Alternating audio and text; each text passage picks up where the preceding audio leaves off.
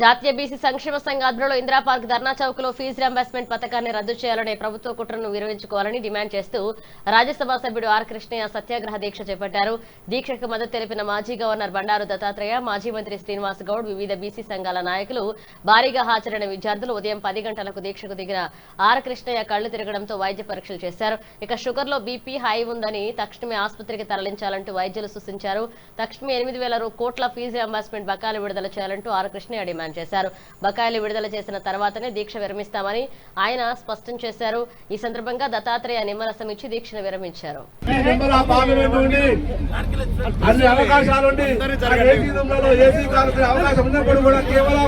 ఈ పేద ప్రజల కోసం పేదలు ముఖ్యంగా ప్రజాపాలన పేరుతో రాజ్యమైనటువంటి తెలంగాణ ప్రభుత్వం రేవంత్ రెడ్డి సర్కార్ పరోక్షంగా కుట్ర చేస్తా ఉంది. ప్రభుత్వం అన్నగారికి మద్దతు స్వాగతం.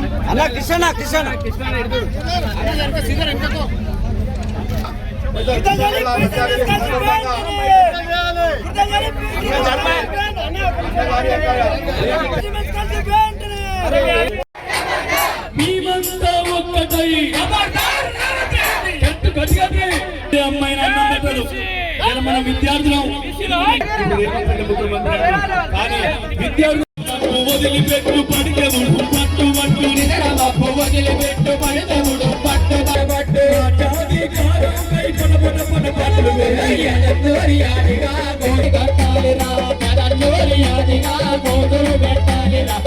పల్లె విద్యార్థుల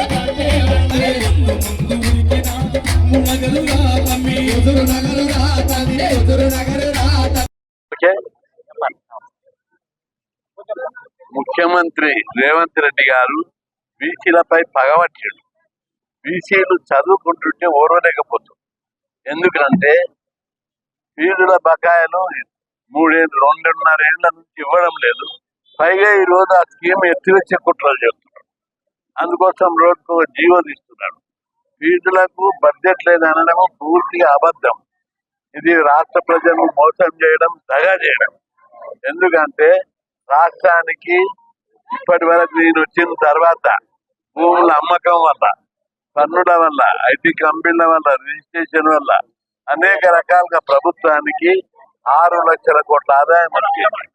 అందులోపల 8,000 కోట్ల లెక్కన ఇక పైగా ఇంకా అప్పులు ఈయన వచ్చిన తర్వాత 4 లక్షల కోట్ల అప్పులు తెచ్చాడు.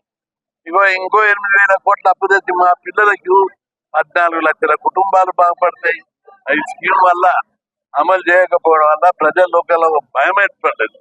ఈసారి ఇంజనీరింగ్ కౌన్సిల్ లో దాదాపు గత సంవత్సరం కంటే ఈ సంవత్సరం 50,000 మంది తగ్గిపోయారు.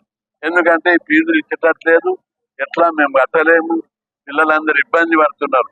ఇప్పుడు పిల్లలకు ఈ ఫీజుల బకాయిలు ఇవ్వకపోవడం వల్ల కాలేజీలో కోర్స్ అయిన వాళ్ళు సర్టిఫికెట్లు తీసుకోలేక ఏడుస్తూ అప్పులు చేసి ఫీజులు కట్టి కొందరు తీసుకుంటున్నారు. చేతనైన కొందరు విదేశాలు వెళ్ళిపోవాలి, వాళ్ళ సర్టిఫికెట్ అట్టే పెండింగ్ ఉన్నాయి. అనేక మంది ఉన్నత విద్యకు పోవాలి, వాళ్ళ సర్టిఫికెట్లు కూడా తీసుకోలేకపోతున్నారు. కోర్స్ అయినాక కూడా నెలల తరబడి, ఏళ్ల తరబడి సర్టిఫికెట్లు తీసుకోకుండా ఇబ్బందులు పడుతున్నారు. ఇట్లాంటి పరిస్థితి లోపల ప్రభుత్వం వెంటనే స్పందించి ఫీజుల బకాయిలు ఇవ్వాలని గత సంవత్సరము ఉద్యమాలు చేశాం, ఈ సంవత్సరం ఉద్యమాలు చేస్తున్నాం. ఇప్పుడు దీక్ష జరిపాం. ఇది ప్రారంభం మాత్రమే. ఇంతవరకు శాంతియుతంగా జరిపాం. కలెక్టరేట్ల ముట్టడి, ఎంఆర్ఓ ఆఫీసుల ముట్టడి. ఇక ముందు మాత్రము మిలిటెంట్ ఉద్యమాలకు పిల్లలు సిద్ధంగా ఉన్నారు. ఎంతో కష్టపడి కంట్రోల్ చేస్తున్న వాళ్ళను ప్రభుత్వం ఇవ్వకపోతే చేతులారా రోషయ్య ఎందుకు దిగిపోయాడో అర్థం చేసుకో.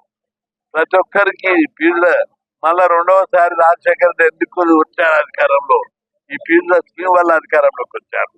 ఇట్లా ఈ స్కీమ్ జోలికి వచ్చిన వాళ్ళందరూ అధికారం కోల్పోతున్నారు. మీరు అధికారం ఉండాలని కోరుకుంటున్నారు. కాబట్టి బడ్జెట్ బకాయిలు ఇచ్చి మీరు యథావిధంగా ఈ స్కీమ్ ను పాత పద్ధతి అమలు చేయాలి.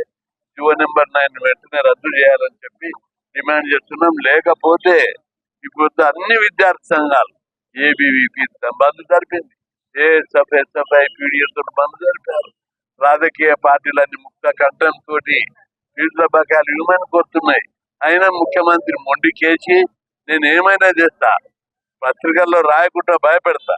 ఈ రోజు కూడా చూడు చాలా చోట్ల మా పిల్లలు వస్తుంటే బస్సులు ఆపారు, బండ్లు ఆపారు, పోలీస్ స్టేషన్లో పెట్టారు, వనస్థలిపురంలో ఆపారు, అనేక చోట్ల ఆపారు.